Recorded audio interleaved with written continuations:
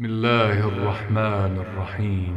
الله الله والحمد لله، الله يا الله سبحان الله، الله ولا إله إلا الله، الله يا الله والله أكبر.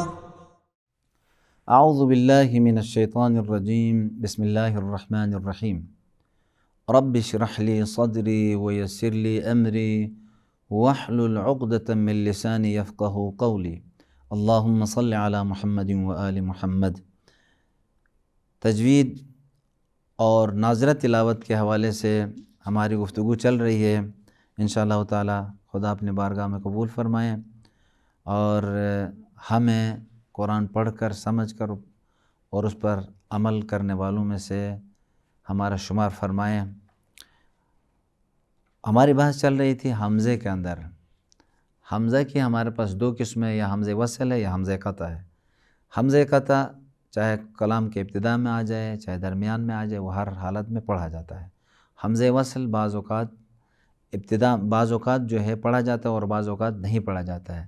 جب ابتدا میں آ جائے، ابتدائی کلام میں آ جائے تو پڑھا جاتا ہے، درمیان میں آ جائے تو نہیں پڑھا جاتا ہے۔ اسی طریقے سے حمزے کے حوالے سے کچھ نکات آپ کی خدمت میں عرض کیا میں نے۔ حمزہ بعض کلموں میں جیسے دو حمزے قطع ایک جگہ میں آتے ہیں تو مل کر وہاں دوسرے حمزے کو تسہیل کیا جاتا ہے، آسان کر کے پڑھا جاتا ہے۔ ان دوسرے حمزے کو الف مدہ اور فتحے کی کیفیت میں پڑھا جاتا ہے، یا ہا اور حمزے کی کیفیت میں اسے ادا کیا جاتا ہے۔ یہ کل کے درس میں، گزشتہ درس میں آپ کی خدمت میں نے عرض کیا۔ آج حمزے وصل کا حذف ہو جانا، جب بھی حمزے وصل پر حمزے استفہام داخل ہو جائے، حمزے وصل پر حمزے استفہام یعنی سوالیہ یعنی انتم، یہ تو ہم دونوں حمزے قطع ہے، لیکن دیکھیں گے اتخذتم اتخذ میں واتخذتم، اگر ہم درمیان میں اس کو درمیان میں لائیں گے واتخذتم ہو جائے گا، پس یہ حمزہ وصل ہے۔ پس جب بھی حمزہ استفہام یعنی سوال والا استفہام داخل ہو جائے تو حمزہ وصل حذف ہو جاتا ہے۔ پس لفظ کی ابتدا حمزہ استفہام کی حرکت کے مطابق ہوگی، یعنی جس طریقے سے حمزہ استفہام ہے اسی سے شروع کریں گے، بلکہ حمزہ وصل حذف ہو جائے گا۔ اتخذتم کیا ہوگا؟ قل اتخذتم، اتخذتم، حمزہ وصل حذف ہو جائے گا۔ اطلع کیا ہے؟ اطلع الغیب، اطلع سورہ بقرہ آیت نمبر 80 میں ہے اتخذتم، اتخذتم اصل میں ہے تو پڑھیں گے اتخذتم، اور سورہ مریم آیت نمبر 78 میں ہے اطلع اصل میں ہے، لیکن پڑھیں گے کیا؟ اطلع الغیب، اطلع الغیب ام اتخذ عند الرحمن عہدا، اور سورہ انعام آیت نمبر 21 میں افطرا، افطرا پڑھیں گے افطرا، لیکن اصل میں افطرا ہے، یعنی حمزہ قطع، حمزہ استفہام، حمزہ جو سوال کے لیے آتا ہے وہ حمزہ وصل پر داخل ہوا ہے، اس کے ساتھ مل کے آیا ہے، تو حمزہ وصل حذف ہو جائے گا، فقط حمزہ استفہام کو پڑھیں گے۔ اصطفى البنات علی البنین، سورہ صافات آیت نمبر 153 یعنی 153 میں اصطفى البنات اصل میں تھا اصطفى، اصطفى تھا، اور سورہ 7 آیت نمبر 75 میں استکبرت ام کنت من العالین، استکبرت، استکبرت اصل میں تھا استکبرت، استکبرت، تو جب حمزہ استفہام داخل ہو گیا حمزہ وصل پر تو حمزہ وصل گر جائے گا، فقط حمزہ استفہام پڑھا جائے گا۔ یا سورہ 7 آیت نمبر 63 میں اتخذناہم سخریا، سخریا اتخذناہم اصل میں کیا تھا اتخذناہم، تو وہاں پر بھی حمزہ استفہام کی وجہ سے حمزہ وصل کو حذف کیا، اتخذناہم۔ اور اسی طرح سورہ منافقون آیت نمبر 6 میں سواء علیہم استغفرت لہم ام لم تستغفر لہم، میں یہاں پہ استغفرت تھا تو حمزہ استفہام داخل ہونے کی وجہ سے استغفرت ہو گیا ہے۔ کتابت اور تلفظ کے لحاظ سے حمزہ وصل کی 3 صورتیں ہیں، کتابت اور تلفظ کے اعتبار سے۔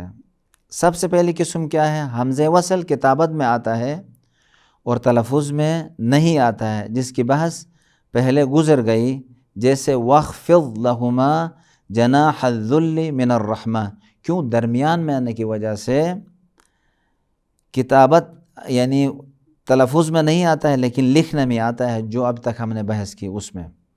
وَاخْفِضْ لَهُمَا جَنَاحَ الذُّلِّ، الف حمزہ وصل لکھا گیا ہے، الف لکھا گیا ہے، لیکن کیونکہ ملا کے پڑھنے کی وجہ سے وہ اخفض نہیں کہیں گے، وخفض، کیا پڑھیں گے؟ وخفض لہما جناح الذل من الرحمہ، وخفض۔ لیکن بسم اللہ الرحمن الرحیم میں کتابت میں بھی نہیں ہے اور تلفظ میں بھی نہیں ہے، حمزہ وصل کو کتابت اور تلفظ دونوں میں حذف کیا ہے کثرت استعمال کی وجہ سے، لیکن بعض جگہوں میں فقط قراءت میں حذف ہوتا ہے، بعض جگہوں میں فقط قراءت میں، جو اوپر بحث گزر گئی، فسبح بسم ربک العظیم، اگر ملانے کی صورت میں یہ نہیں پڑھیں گے فسبح اسم ربک، نہیں، بسم ربک العظیم، جیسے بسم اللہ میں تھا، بسم اللہ میں بھی خود بسم اللہ میں قراءت میں بھی کتابت میں بھی دونوں میں نہیں لکھا ہے، لیکن اس مثال کے اندر فسبح بسم ربک العظیم، بس یہاں فسبح کے بعد باسم الف کو لکھا گیا ہے، حمزہ وصل کو لکھا گیا ہے، لیکن پڑھیں گے نہیں۔ جب حمزہ استفہام اور حمزہ وصل مکسور پر داخل ہو جائے تو جس کی بحث ابھی گزر گئی کہ حمزہ وصل کو ہم کیا کریں گے؟ حذف کریں گے، حمزہ استفہام کو پڑھیں گے، اصطفى البنات علی البنین۔ جب لام جر لام تعریف پہ داخل ہو جائے اس وقت بھی حمزہ وصل کو حذف کریں گے، جیسے للہ الامر من قبل ومن بعد، للہ یا الحمدللہ، لام جر لام جر کس پہ داخل ہوگا؟ لام اللہ، اللہ میں ال میں پہلا والا حمزہ حرفی ہے اور بعد والا لام تعریف ہے، تو یہاں پر بھی حمزہ وصل کو حذف کریں گے۔ للہ میں کبھی بھی آپ حمزہ نہیں بتاتے ہیں، للہ میں، الحمدللہ میں آپ الف حمزہ وصل کو نہیں لکھیں گے، لام کو ڈائریکٹ اللہ کے لام سے ملا کے لکھیں گے، للہ، الحمدللہ، الف کو حذف کریں گے مکمل۔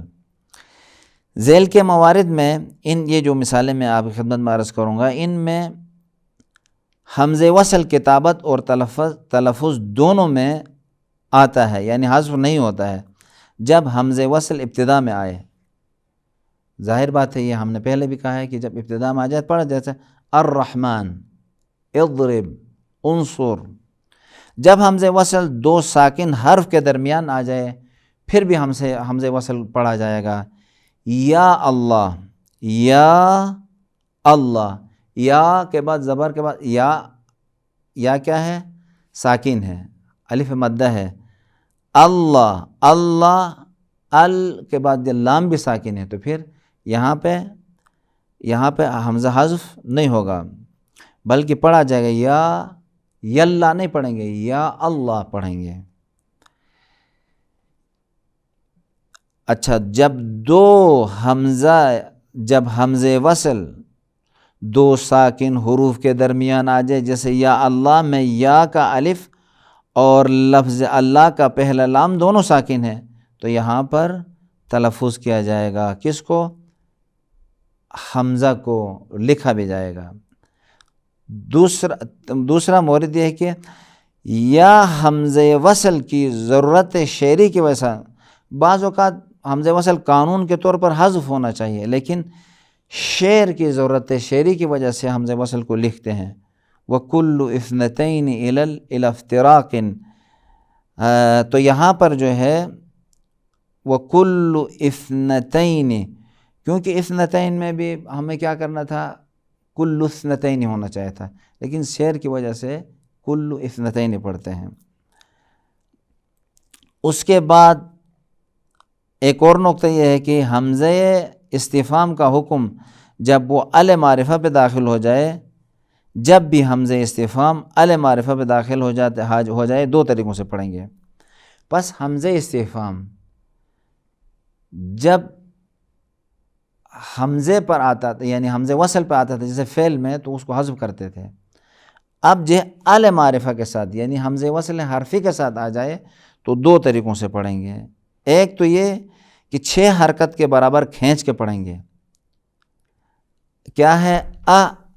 الذکرین، الذکرین، الذکرین میں الذکرین، یا حمزہ وصل کو تسہیل حمزہ اور الف کی ایک درمیانی کیفیت میں تبدیل کر کے پڑھا جائے گا۔ الذکرین حرم ام الانثیین، یہ ہے سورہ انعام آیت نمبر 43۔ اور دوسری مثال کیا ہے؟ سورہ انعام آیت نمبر 44 میں الذکرین ہے، یہاں پہ بھی دو طریقوں سے پڑھیں گے، الذکرین، اور الآن میں ال تھا، اصل میں الآن تھا، تو کیا؟ کیونکہ حمزہ استفہام ال تعریف پہ داخل ہوا ہے، تو اسی وجہ سے یہاں پر کھینچ کے پڑھیں گے، یا الف حمزہ اور الف کی ایک درمیانی کیفیت میں اسے ادا کریں گے۔ الآن سورہ یونس آیت نمبر 51۔ اور دوسری مثال جو ہے سورہ یونس آیت نمبر 91 میں ہے، وہاں بھی الآن تھا، الآن، الآن۔ اور پانچویں مثال سورہ یونس آیت نمبر 59 میں اللہ تھا، اللہ، اللہ، تو یہاں بھی اللہ